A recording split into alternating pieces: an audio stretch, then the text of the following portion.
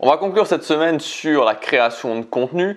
Je voudrais aujourd'hui vous rappeler quelque chose qui peut paraître, évident, mais qui me semble vraiment nécessaire de rappeler, c'est que la création de contenu, c'est avant tout créer une audience. C'est-à-dire que je crois qu'aujourd'hui, quoi qu'on veuille faire, créer une audience autour d'une thématique, donc créer du contenu autour d'une thématique et donc petit à petit développer son audience, c'est l'une des meilleures choses que vous pouvez faire, c'est l'un des meilleurs investissements que vous pouvez réaliser. À partir du moment où vous avez une audience et que vous avez une audience fidèle, une audience de fans, à ce moment-là, ensuite, vous pouvez vraiment la monétiser. C'est-à-dire, et on pense toujours que monétiser, c'est un terme péjoratif, mais ce n'est pas péjoratif.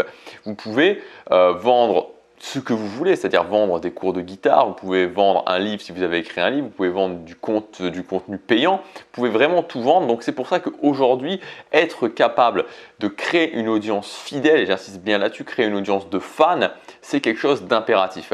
Moi, c'est ce que je conseille de faire aussi pour la création de contenu sur Internet, si vous voulez être infopreneur.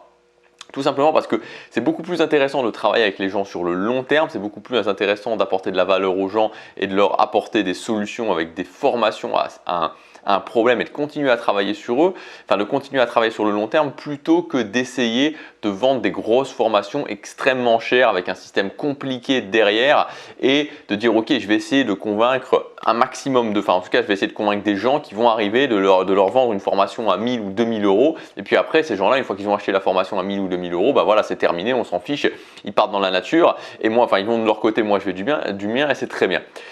Donc moi je ne suis pas du tout dans cette optique-là, c'est pas ce que je fais sur ma chaîne. Moi ce que je fais, c'est que j'ai créé justement une audience fidèle de gens qui me suivent, qui m'achètent régulièrement des produits, ça me permet d'en vivre et c'est l'option la plus intéressante, surtout si vous voulez faire quelque chose de serein, surtout si vous voulez créer vraiment un business sur le long terme. Donc dans cette vidéo, on va voir comment vous allez pouvoir, quelles sont les actions à mettre en place pour créer une audience de fans, pour créer une audience fidèle.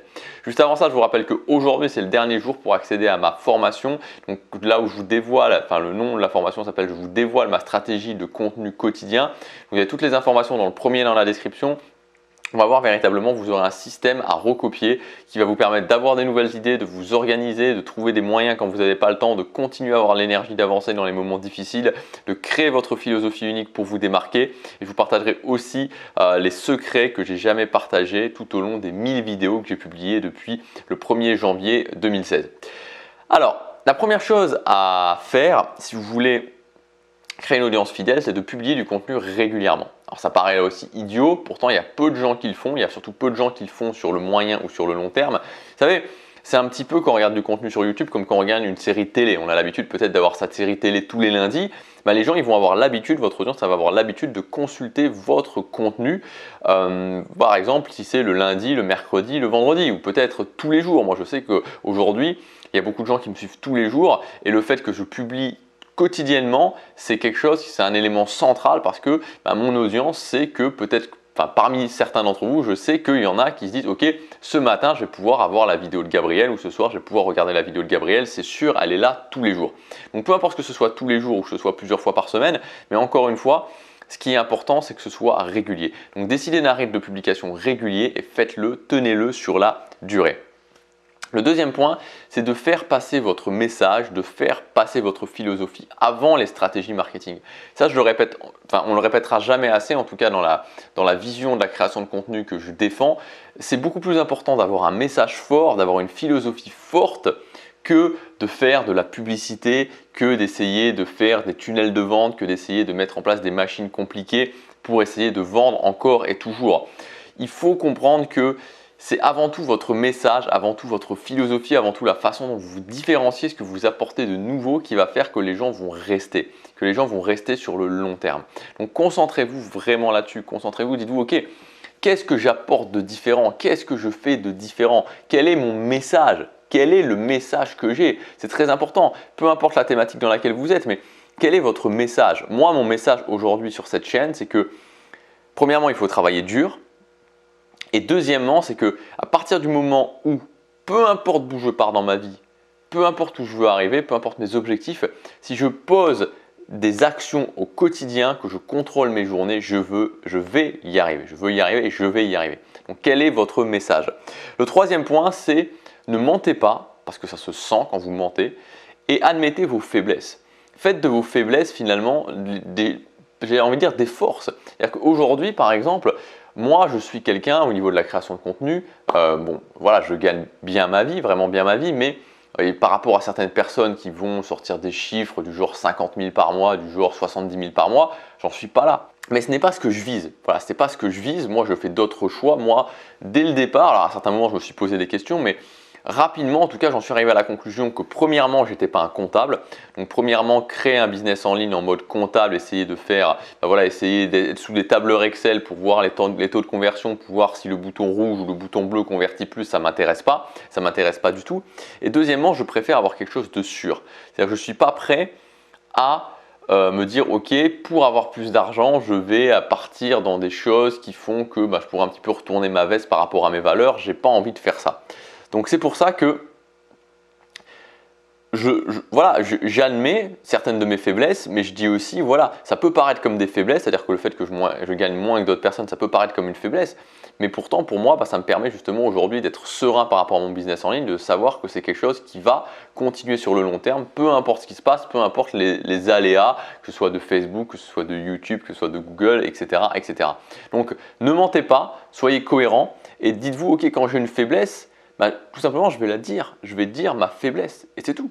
Je vais dire ce que je suis, je vais montrer ce que je suis et ça a beaucoup plus de poids, ça a beaucoup plus de valeur que d'essayer de cacher les choses. Le quatrième point, et ça c'est aussi quelque chose d'important, c'est de bien comprendre que votre contenu, que ce soit votre contenu gratuit, votre contenu payant, doit être designé pour votre audience. Donc, ça ne sert à rien de faire du contenu où vous dites ok, je pense que ça va plaire et au final vous n'avez pas de retour, vous ne savez pas si ça plaît ou si ça ne plaît pas, vous ne savez pas finalement si votre audience réagit à ce contenu.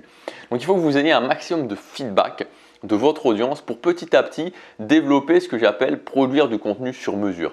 Du contenu sur mesure, ça veut dire de savoir que quand je vais sortir une formation qui parle de ça, quand je vais sortir du contenu qui parle de ça, quand je parle de ça dans cette sous-thématique, je sais que ça résout des problèmes. Je sais que ça résout des problèmes parce qu'il y a des gens dans mon audience qui me l'ont dit.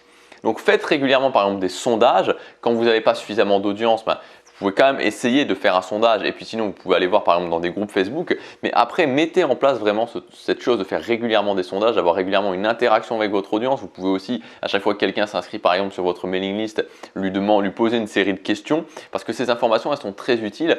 Vous devez impérativement connaître votre audience, vous devrez vraiment impérativement connaître votre audience pour ensuite proposer du contenu qui va solutionner les problèmes de votre audience. Encore une fois, c'est toujours la même chose.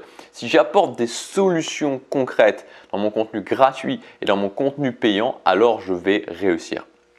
Et enfin, le cinquième point, c'est encore une fois, je l'ai dit cette semaine, mais je vais le redire, de se concentrer sur la base et uniquement sur la base.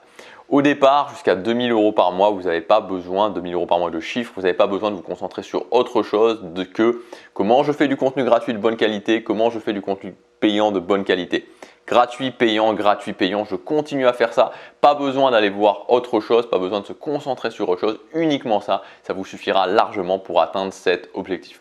Voilà pour cette semaine. Encore une fois, si vous voulez aller plus loin, si vous voulez avoir le système complet, vous pouvez accéder à ma formation stratégie de contenu quotidien. Donc, je vous dévoile tout finalement, je vous dévoile tout l'envers du décor, comment je fais, comment je procède au niveau des idées, du calendrier de contenu, comment je continue sur la durée, comment je m'organise, comment j'ai créé cette philosophie, je vous explique aussi comment créer de A à Z votre philosophie unique. Je sais que ça pose problème à beaucoup de gens qui sont finalement un peu dans le syndrome du clone, c'est-à-dire que je fais la même chose que quelqu'un qui a déjà plus de succès que moi et ça ne fonctionne pas. On verra tout ça, vous avez les informations dans le premier lien dans la description, c'est valable jusque ce soir minuit. Je vous dis à demain, passez à l'action, chaque jour compte.